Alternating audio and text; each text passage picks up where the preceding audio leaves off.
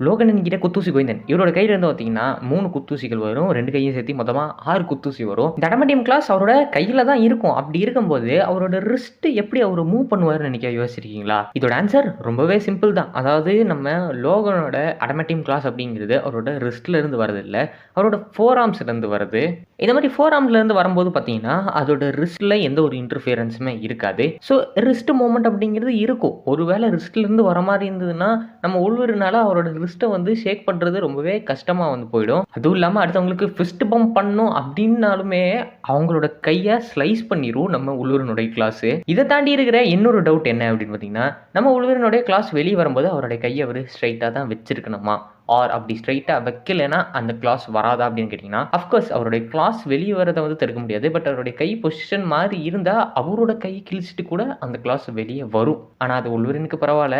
ஏன்னா நம்ம சித்தப்புக்கு தான் ஹீலிங் ஃபேக்டர் இருக்கே.